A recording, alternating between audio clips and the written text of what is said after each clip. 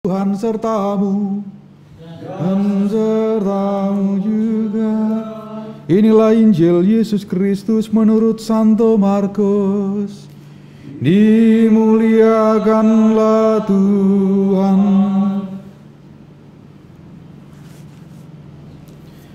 Pada suatu hari, Yesus bersama Petrus, Yakobus, dan Yohanes turun dari gunung, lalu kembali pada murid-murid lain. Mereka melihat orang banyak mengerumuni para murid itu, dan beberapa ahli Taurat sedang mempersoalkan sesuatu dengan mereka. Ketika melihat Yesus, orang banyak itu tercengang-cengang semua dan bergegas menyambut Dia. Yesus lalu bertanya kepada mereka, "Apa yang kamu persoalkan dengan mereka?" Kata seorang dari orang banyak itu, "Guru, anakku ini kubawa kepadamu, karena ia kerasukan roh yang membisukan dia. Setiap kali roh itu menyerang, anakku dibantingnya ke tanah. Lalu mulutnya berbusa, giginya berkertakan, dan tubuhnya menjadi kejang. Aku sudah minta kepada murid-muridmu, supaya mereka mengusir roh itu, tetapi mereka tidak dapat."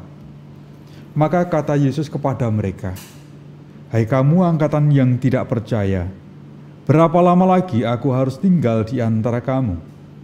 Berapa lama lagi aku harus sabar terhadap kamu?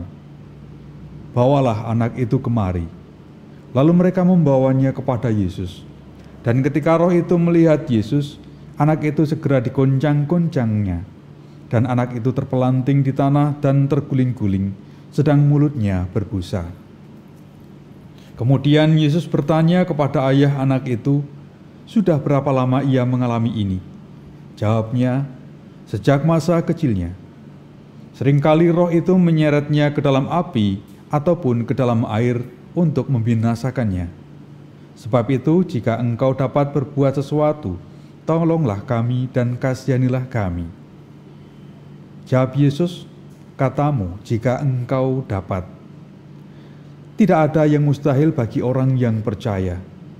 Segera ayah anak itu berteriak, "Aku percaya, tolonglah aku yang kurang percaya ini." Ketika melihat semakin banyak orang yang datang berkerumun, Yesus menegur roh jahat itu dengan keras katanya, "Hai kau roh yang menyebabkan orang menjadi bisu dan tuli, aku memerintahkan engkau, keluarlah dari anak ini dan jangan memasukinya lagi." Lalu keluarlah roh itu sambil berteriak dan menggoncang-goncangkan anak itu dengan hebatnya. Anak itu kelihatannya seperti orang mati, sehingga banyak orang mengatakan, "Ia sudah mati." Tetapi Yesus memegang tangannya dan membangunkannya, lalu ia bangkit berdiri. Ketika Yesus sudah di rumah, dan murid-muridnya sendirian dengan dia, bertanyalah mereka, "Mengapa kami tidak dapat mengusir roh itu?" Jawab Yesus, "Jenis ini tidak dapat diusir kecuali dengan berdoa." Demikianlah sabda Tuhan. Terpujilah Kristus.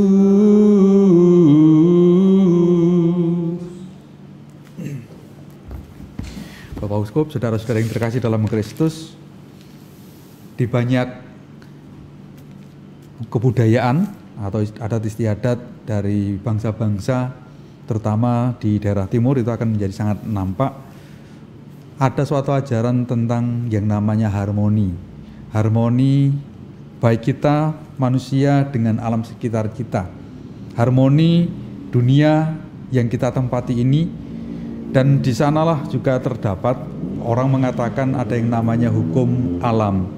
Segala sesuatunya itu sepertinya bergerak seperti dalam hukum alam itu, seperti hukum alam.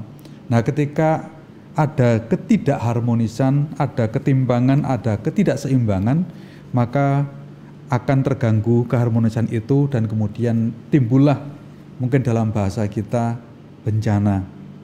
Atau dalam bahasa yang lain, orang juga mengatakan bahwa dunia ini sedang memperbaiki diri. Misalnya ada pemanasan global, kemudian di sana juga ada gempa bumi, ada tsunami dan segala macam itu, atau mungkin juga gunung meletus.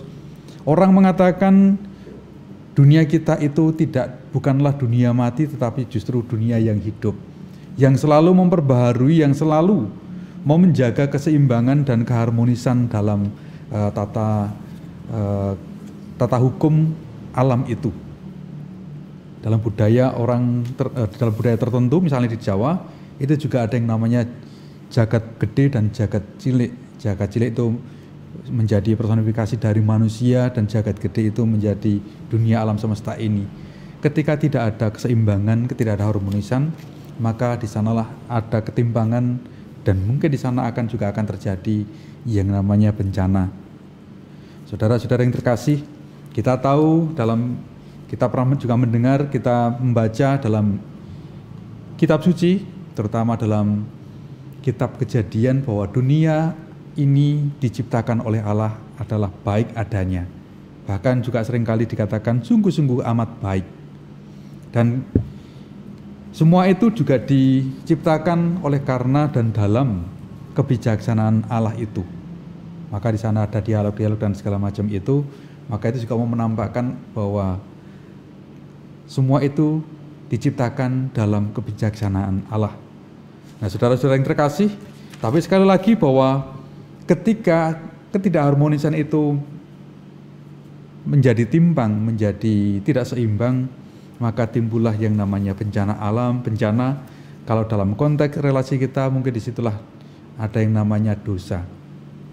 Dalam bacaan pertama, kita juga tadi mendengarkan kebijaksanaan diciptakan sebelum segala-galanya.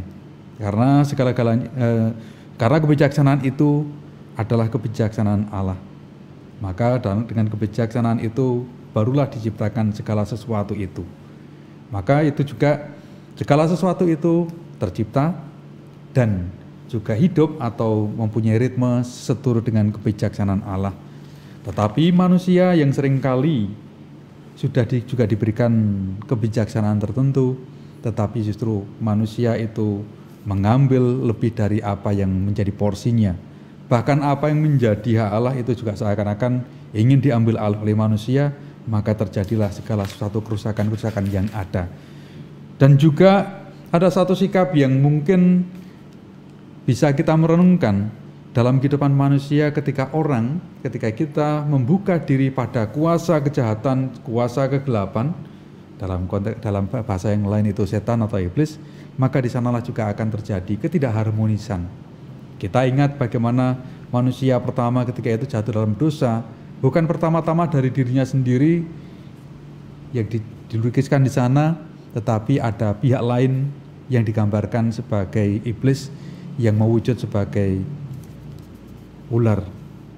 Dan kemudian dalam bacaan Injil hari ini kita juga diingatkan kembali bahwa segala sesuatunya sebenarnya adalah baik di dalam kerangka kebijaksanaan Allah.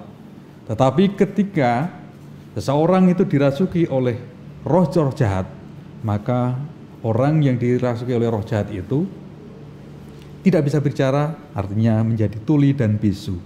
Artinya juga dengan ini kita bisa memahaminya, bisa mengertinya, bahwa orang yang dirasuki oleh roh jahat itu menjadi orang yang menjadi pasif, menjadi terbungkam, menjadi bisu dengan sesuatu hal yang baik, sesuatu hal yang harusnya diwartakan, yang seharusnya dilakukan oleh karena itu menjadi perintah Tuhan misalnya. Ini membawa kita atau menyadarkan kita bahwa kita hendaknya juga harus berwaspada, berhati-hati di dalam kehidupan kita. Jangan sampai kita memberikan kesempatan kepada roh kejahatan itu, roh jahat, roh yang membisukan, sehingga kita akhirnya tidak dimampukan atau kita terhalang untuk bisa mewartakan kasih karunia Tuhan, kebijaksanaan Tuhan. Bahwa kita hendaknya mau membuka hati dan budi kita untuk kehadiran Tuhan itu sendiri. Maka mungkin kita dengan kekuatan kita, dengan kemampuan kita kurang mampu, tetapi bahwa yakinlah bahwa orang-orang di sekitar kita itu juga menjadi bagi Allah yang dapat membantu kita, sesama-sama saling membantu, saling menuntun, agar kita sedikit demi sedikit mampu untuk memahami apa yang menjadi kebijaksanaan Allah dalam kehidupan kita, rencana-rencananya, dan juga karya-karyanya. Maka saudara-saudara yang terkasih, sekali lagi kita diajak untuk membuka hati dan budi kita, seraya kita berdoa, mungkin juga berpuasa, pembacaan Injil, mendengarkan, meresapkan, dan juga melaksanakannya di dalam hidup kita. Semoga dengan ini kita menjadi salah satu dari orang-orang yang dikaruniai Tuhan dengan kebijaksanaannya, sehingga kita pantas berlaku di hadapan Tuhan, layak menjadi utusannya, menjadi rasul-rasulnya, membawa sukacita dan membawa kegembiraan bagi sesama. Semoga Tuhan memberkati kita.